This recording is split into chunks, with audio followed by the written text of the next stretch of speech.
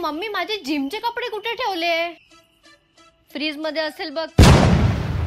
स्वतःची कामं तर नीट करता येत नाही, ते कपाटाचं तर भंगाराचं दुकानच करून ठेवलंय. एक काम बरोबर करत कसं असतं ना mummy, creative minds are always messy. हा माहितीये ना, लहानपणी शाळेत असताना तुला मोर काढायला लावला होता आणि तू कोंबडी काढली होतीस, तेव्हाच कळलं होतं तुझं क्रिएटिव्ह माइंड.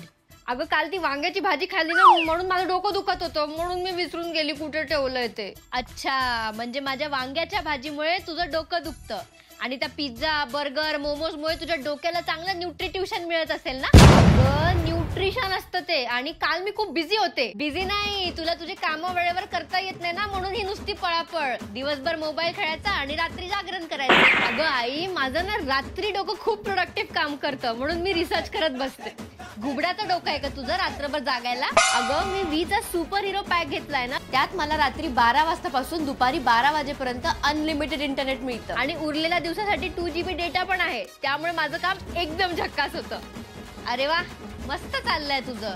तू रिसर्च करायची आणि तुझे कपडे मला सर्च करायला लावायचे. मी नाही शोधणार आहे, जा आपलं आपलं बघ. अगं आई, दे ना शोधून प्लीज.